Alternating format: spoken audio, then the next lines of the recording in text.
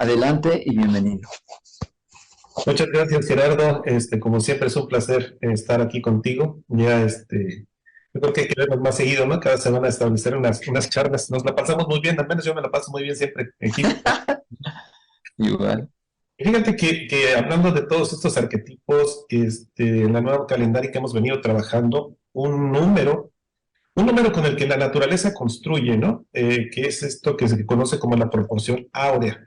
Esta proporción que existe entre un segmento completo y hay un punto en el que se divide, en el que se puede encontrar esta proporción. Ya se le llamaron incluso en algún tiempo la divina proporción, ¿no? Porque pues, muchas cosas en la naturaleza parece que van siguiendo este patrón y eso ya lo sabemos desde hace mucho, desde que Marco Livio escribió su libro por aquello de los cerca de los años 2000, 1900 y cacho, cerca del 2000. Pero realmente ahora con Nassim Haramein, con toda esta gente que ha estado trabajando pues ya más de cerca la física cuántica y nos damos cuenta de que esta proporción la encontramos desde lo más mínimo, desde partículas subatómicas hasta pues galaxias, ¿no? Y parece que es una constante con la que el universo construye, algo que está implícito dentro del espacio-tiempo, es una cualidad o una propiedad del espacio-tiempo esto que es la propiedad áurea. Y nosotros, pues lo que hemos hecho en la nueva calendárica, pues es buscar esta cualidad o esta propiedad, esta proporción, y pues nos hemos llevado sorpresas bastante interesantes, que es justamente lo que me gustaría compartirte, si me lo permites hoy, Gerardo, a ti y a tu siempre muy atento público. Adelante, César. Bueno, voy a presentar un par de láminas, si me lo permites, voy a empezar con esta, pues lo que vamos a hablar. Me dicen si ya la están viendo. Se ve muy bien. Adelante. Ok, bueno, pues esto es lo que vamos a hablar sobre esto que es phi. Esta es la letra griega con la que se representa actualmente a esta proporción que le llaman phi, que es una constante, como ya la vimos. Así como existe, tú muy bien lo sabes, Gerardo, pi, que sabemos que es 3.1416, que es las veces que cabe el diámetro dentro del el perímetro de un círculo, que es una constante que también se ve en la naturaleza, pues existe otra que en este caso es phi.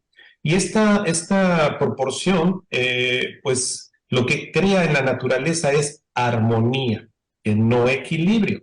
Equilibrio es como si tienes, por ejemplo, déjame poner una analogía. Si tuvieras en la naturaleza eh, depredadores y presas, si tuviéramos la misma cantidad de depredadores y de presas, se aniquilarían, porque habría un equilibrio. Pero eso no existe en la naturaleza. Lo que existe es armonía. Lo que existe es armonía es en donde hay más cantidad de presas que de depredadores. Pero de alguna manera existe una armonía en el que se van balanceando. En la naturaleza existe armonía, no precisamente equilibrio.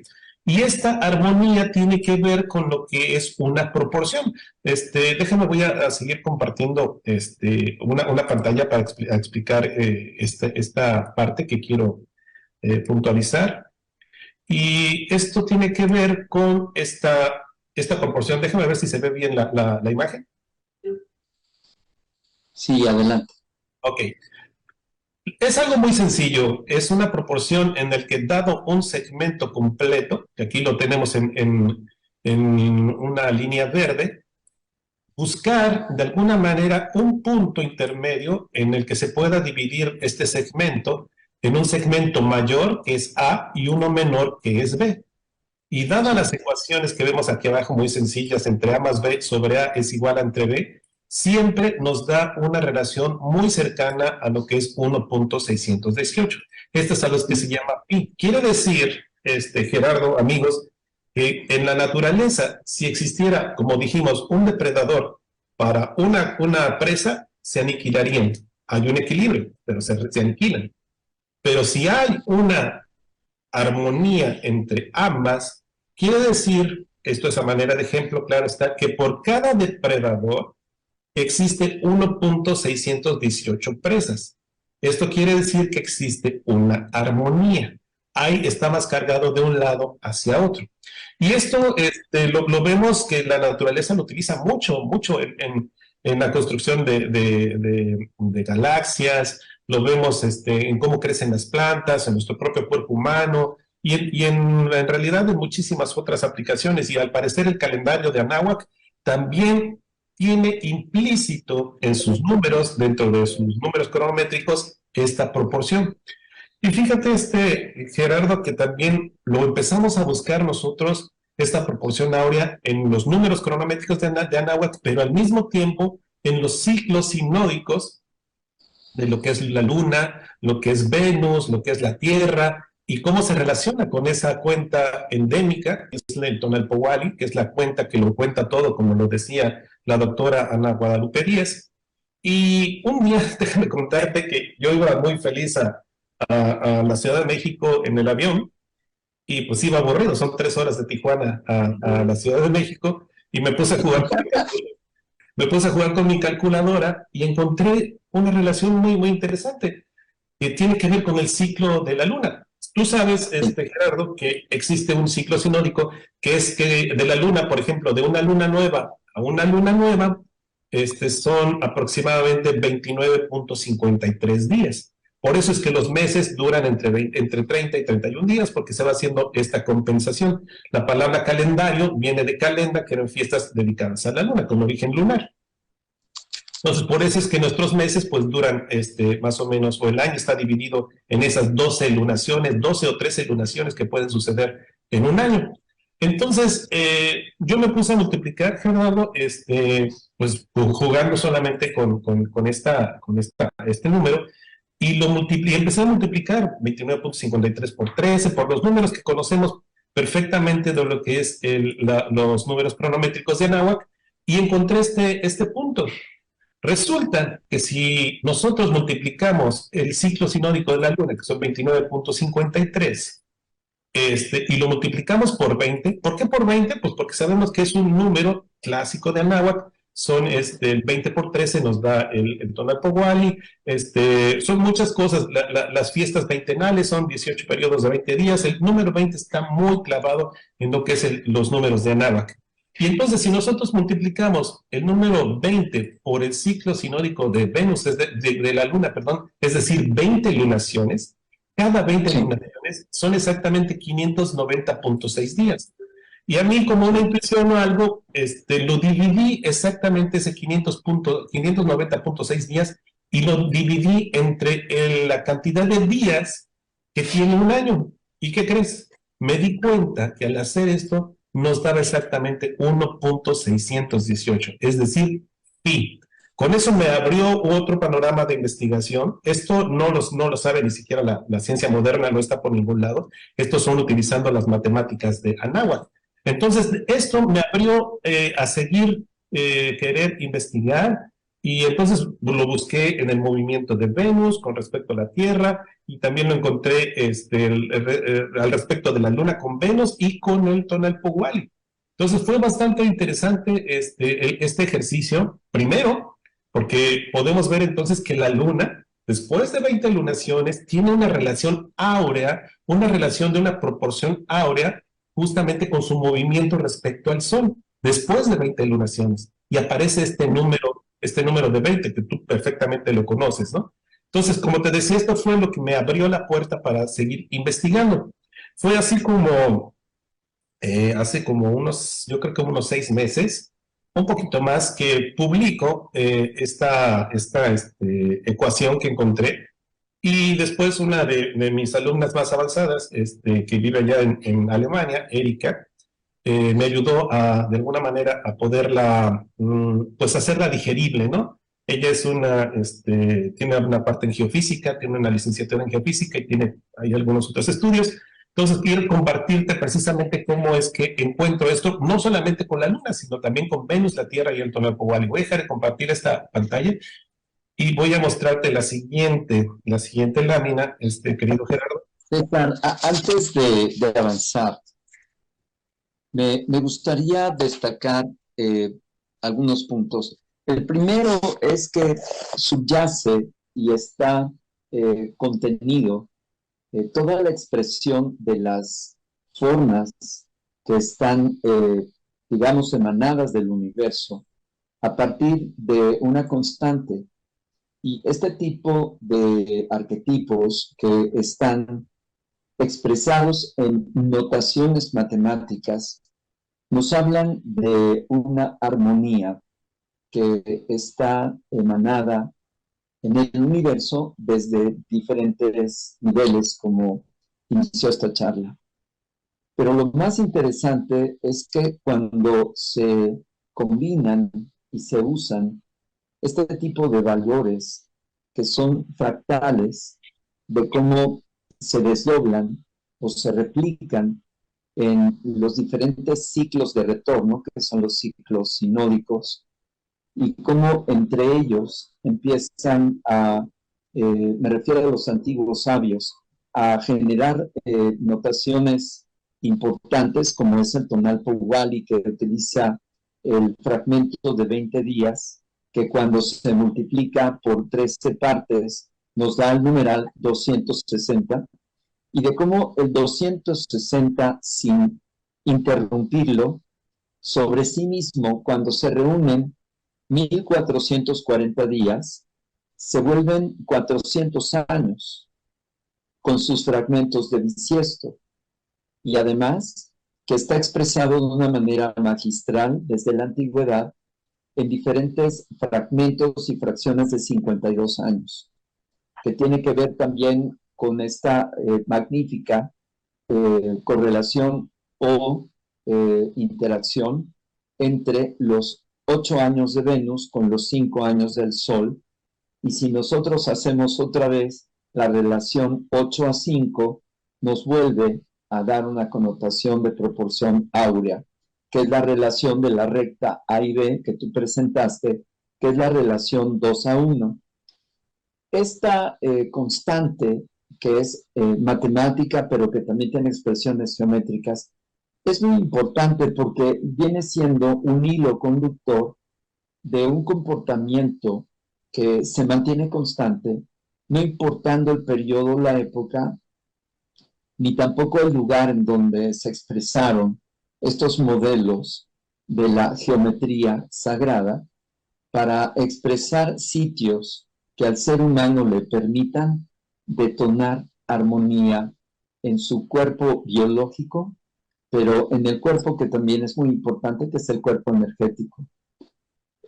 Esto es increíble porque nos va a permitir, a través de estas propuestas que ustedes, los nuevos investigadores, están realizando, el retomar los escritos antiguos, que son los escritos en piedra, es decir, la geometría de las piedras, sus alineaciones, que estudia la arqueoastronomía, pero también los códices prehispánicos, para que cuando se analizan las agrupaciones de las notaciones que nos permiten entender cómo están relacionados y organizados estos ciclos, en realidad no es una cuenta solar, sino es una cuenta solar venusina, porque van juntos.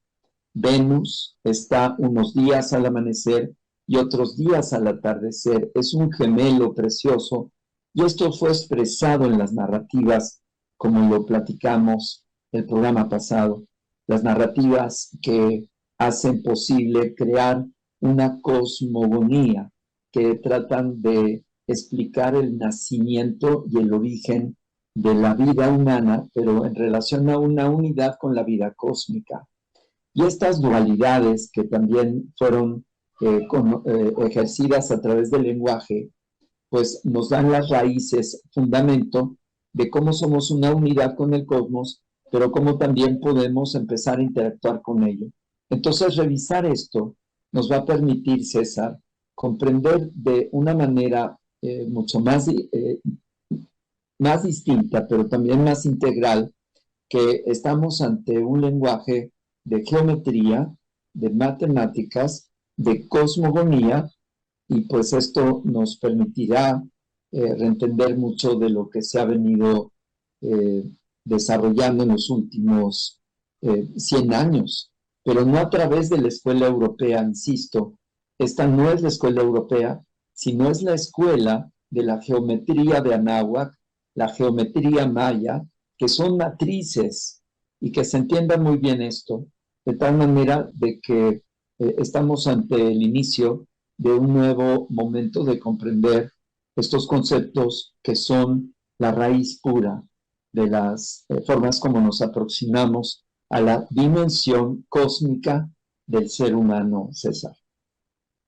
Sí, y lo dices muy bien, hay que acercarse utilizando sus propias creaciones culturales, siempre lo menciono, a través de sus propias matemáticas, a través de su lengua, a través de su arquitectura, son innegables, es innegable, ¿no?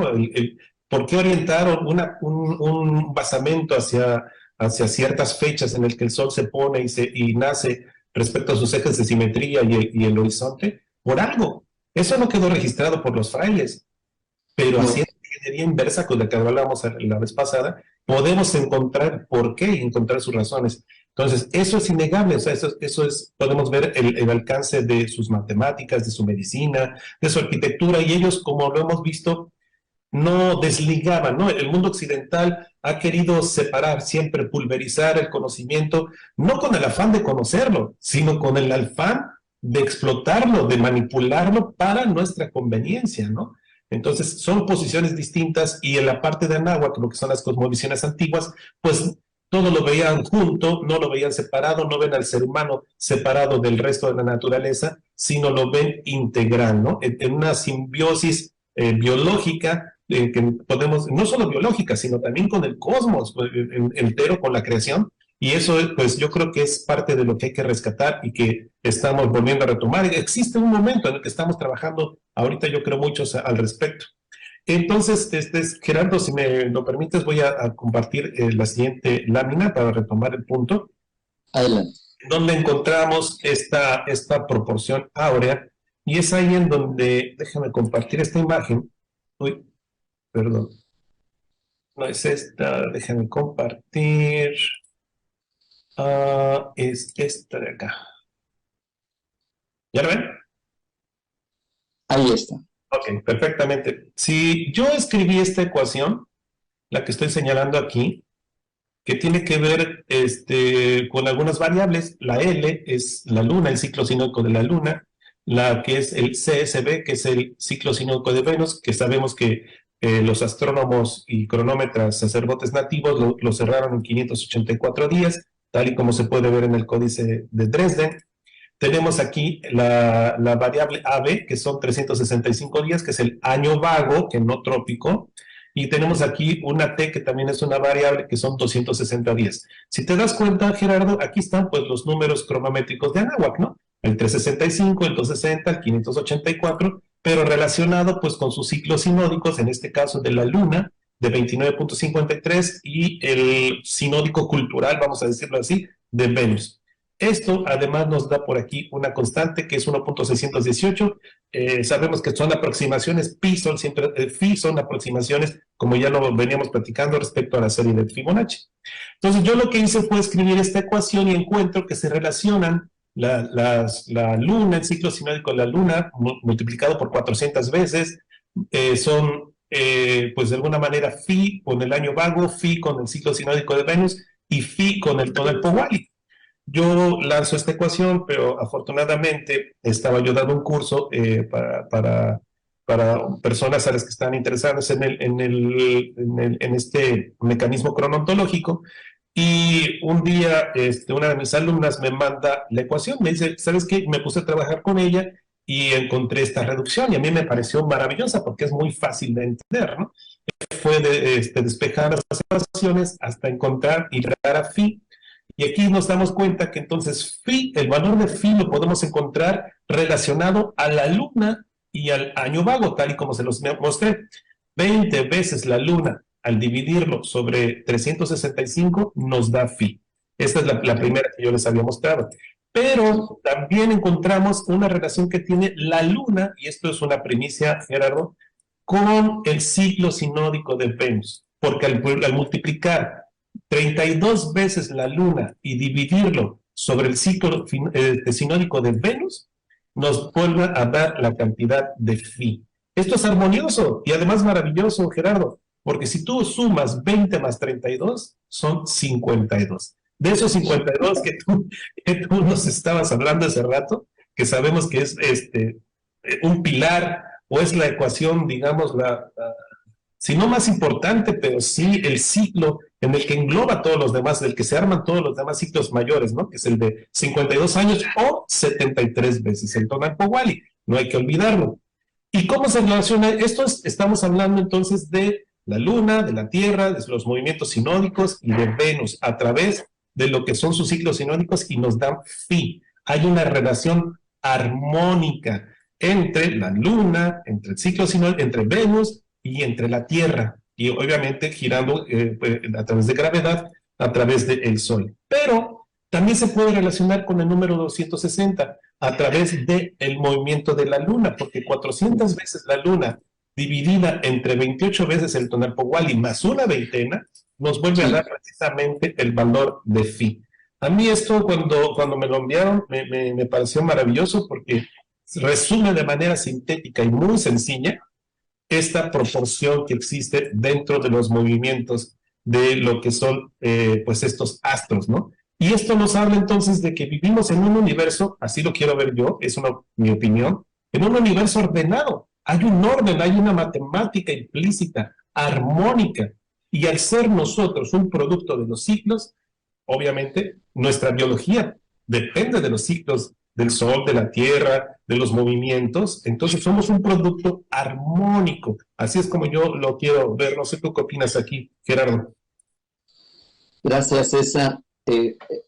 Vamos a compartir con los amigos que los ciclos sinódicos son llamados técnicamente, pero no son otra cosa más que las constantes de cómo los diferentes movimientos de los astros regresan sobre el mismo sitio de observación y van creando ciclos.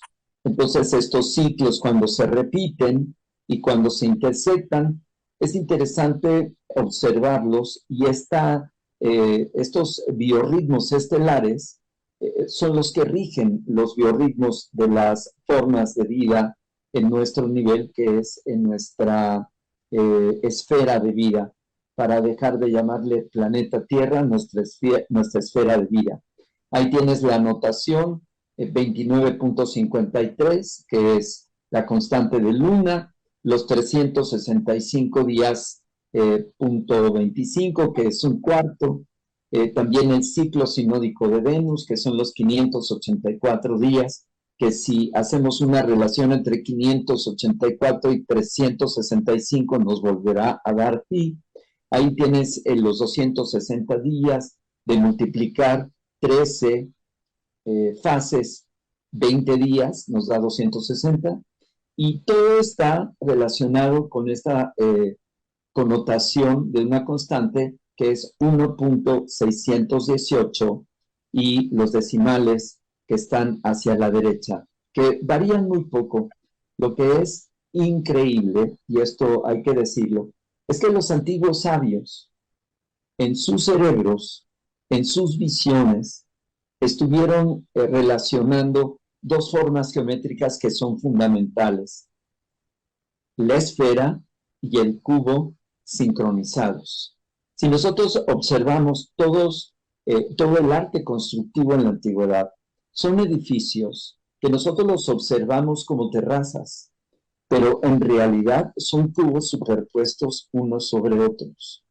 Para hablar de estas representaciones de una manera figurativa, lo que están representando son cajas cúbicas y esferas. Las cajas cúbicas vendrían representando las matrices de las líneas rectas que están manifestadas en lo que nosotros podemos llamar el mundo visible, y las esferas son invisibles, no se ven, pero justamente las esferas también son más importantes porque denotan el mundo invisible, el mundo sutil, y precisamente vivimos en una gran esfera de energía que nos rodea a todos, y que nuestras formas de proporción de nuestro cuerpo también son proporciones áureas.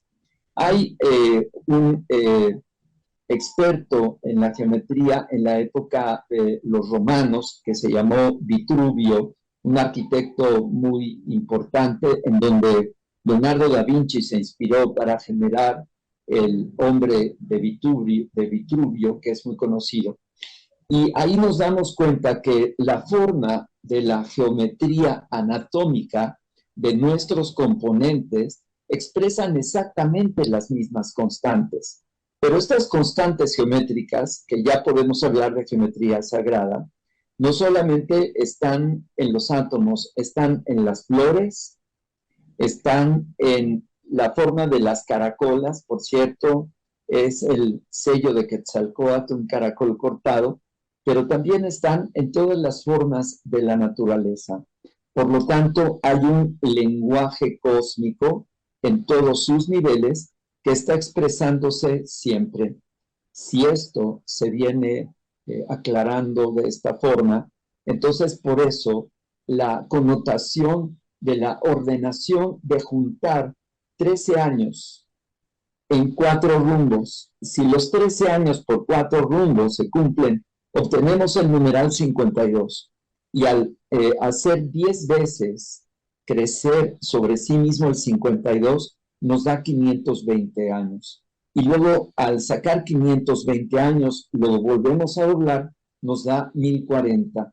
Si lo multiplicamos por 5, nos da 5000, para ir a otra proporción del Sol, que es sobre su mismo eje, que es su propio ciclo solar, que son 25.920, que es todo el giro del Sol de manera estelar sobre sí mismo. Si dividimos estos 25.000 en 5 sectores, nos da 5 paquetes de 5.000. Y así podemos ir creciendo en ciclos más grandes o en ciclos más pequeños. Pero el otro razonamiento que me parece importantísimo es el numeral 20, porque el 20, si lo multiplicas por 20, te da 400, que es la antigua rejilla. Si nosotros regresamos a historias que son las narrativas de cómo ellos insertaron en esta literatura la creación y la reconfiguración del ser humano, se les llamaban ciclos creacionistas. Ahí están los 5 soles. Estos 5 soles de Teotihuacán o los diferentes momentos que narra el Popol Vuh están construidos a partir de estas metáforas, pero no son de alguna manera una literatura a modo, como un cuento que se quería generar, sino más bien son narrativas que están inspiradas en estos valores matemáticos y que cuando se revisan bajo estas constantes, entonces surgen estos numerales. Ahí está Coyolxauhqui, que está siendo ofendida de alguna manera por Huitzilopochtli, que va naciendo después de ella, en donde ella es la luna, Huitzilopochtli es Venus, y de alguna manera va a trenzar batalla con los Censo-Huiznahua, son las 400 estrellas del sur, que es una rejilla matemática. Entonces la narrativa mexica no es otra cosa más que una evocación del funcionamiento de la cuenta de Venus, que está relacionada con la luna y sus ciclos, y de cómo ella cede, fragmentada en 13 partes, por su hermano, para hacer pasar su potencia hacia el amanecer. Entonces, esto solamente es cómo podemos aproximarnos a esta narrativa mexica, por cierto, que está representada en los edificios, en las esculturas, pero son mecanicidades astronómicas, César. Así va.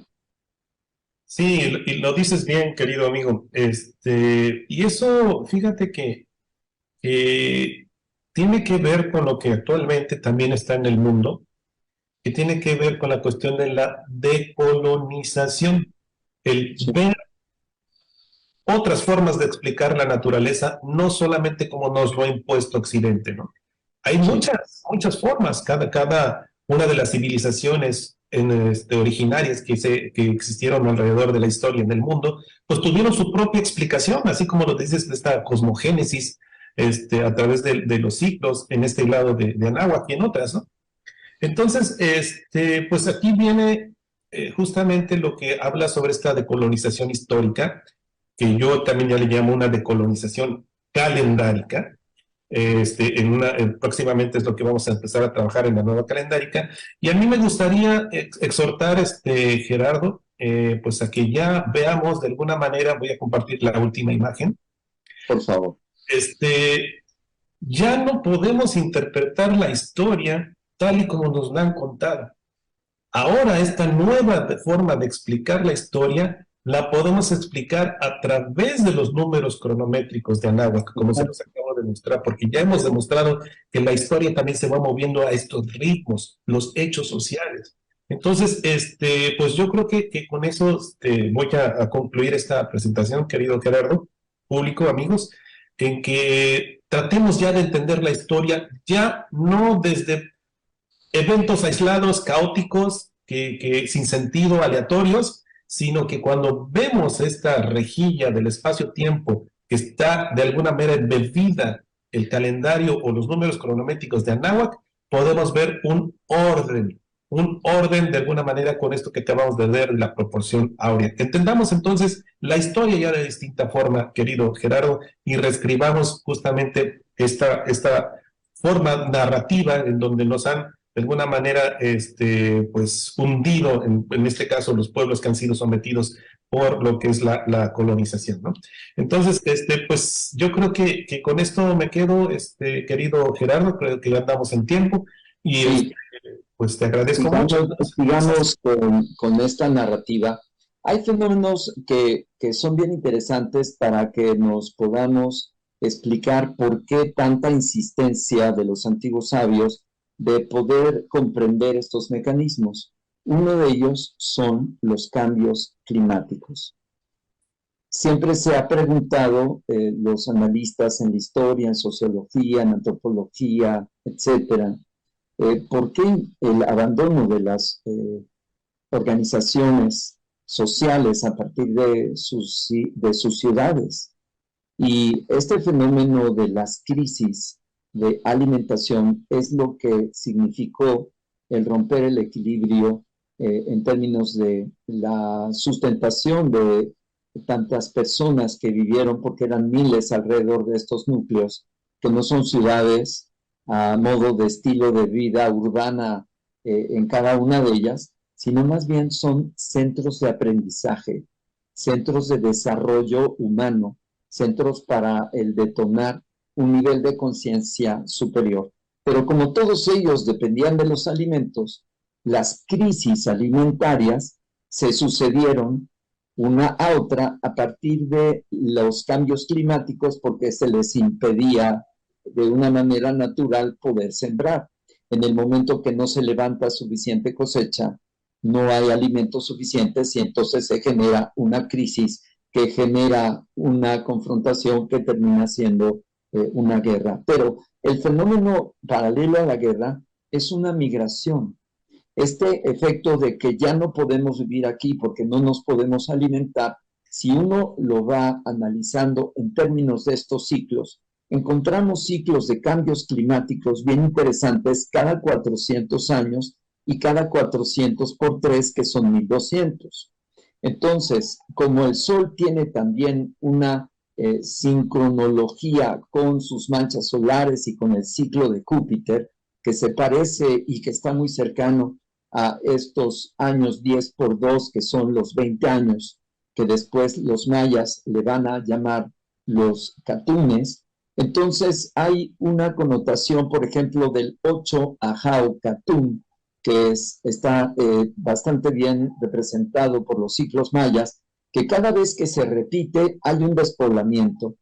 Y también nos explicaría por qué era tan importante seguir estos ritmos, porque esto les permitía a ellos tener una previsión de que si ya venía la etapa del cambio climático para la siembra, pues entonces preparar todo para la migración. Esta es una de las razones por las cuales es interesante seguir estos números sincronológicos, porque entonces nos explicaría muy bien que lo que ellos estaban expresando son los ciclos de las derivaciones electromagnéticas que tiene el Sol, que hoy sabemos que son las manchas solares, y que ellos fueron registrando no solamente en 400 años, ellos lo venían de manera transgeneracional anotándolo, y de ahí surgieron estos paquetes de 20 años, y luego los grandes paquetes de ciclos que son los bactunes de 400 años. Pero todavía hay ciclos más grandes, es decir, ciclos de multiplicar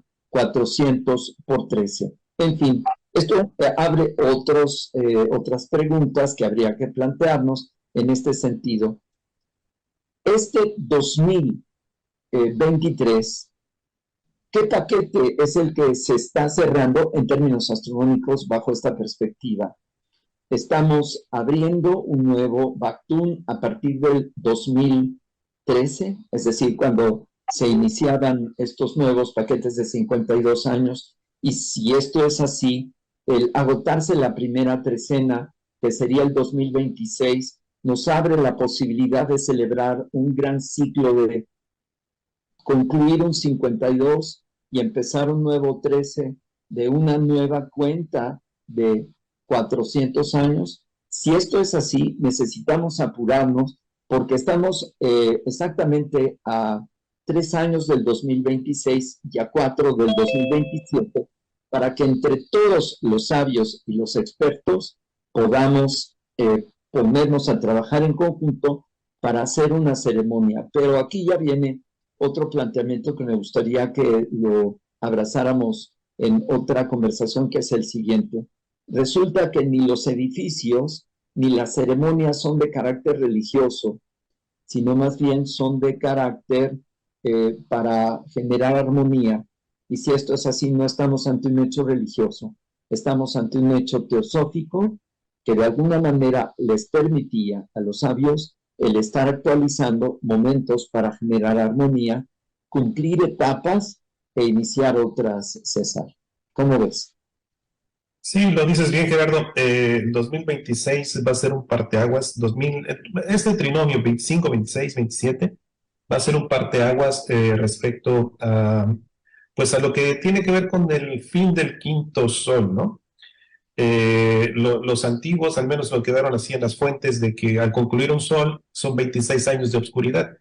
Este sol habría concluido, muchos coincidimos entre 1999 y el 2000, y Así que es. los 26 años de oscuridad, que son los que, y lo vemos, ¿no? El mundo está cambiando, no termina de morir el viejo sistema, pero tampoco termina de nacer. Entonces, ahí tenemos que estar atentos a este asunto, ¿no? Y siempre en los números cronométricos de Anáhuac. Pero bueno, como bien lo dices, lo podemos tratar en una siguiente charla. Como siempre, son muy agradables contigo, querido Gerardo.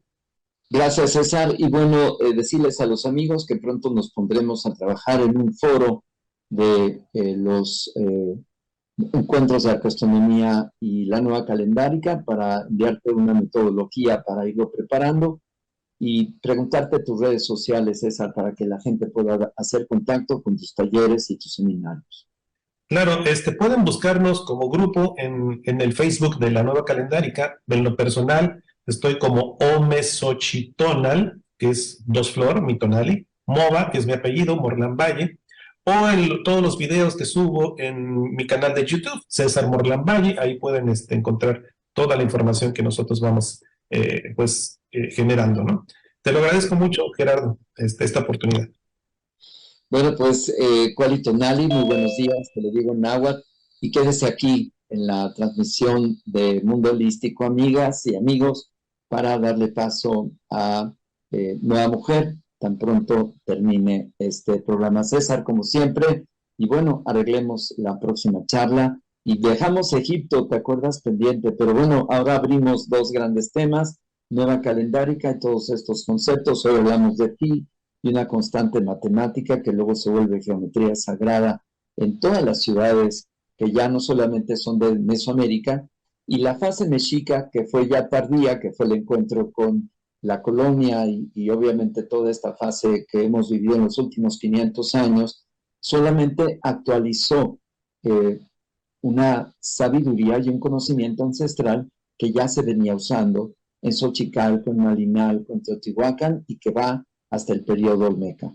Gracias, César. Un abrazo, como siempre, conversar contigo. Hasta el próximo encuentro.